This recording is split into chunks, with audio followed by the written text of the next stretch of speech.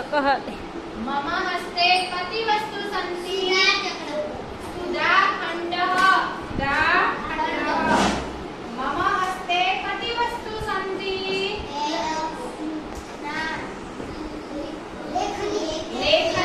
लेखनी। मम हस्ते कति वस्तु सन्ति?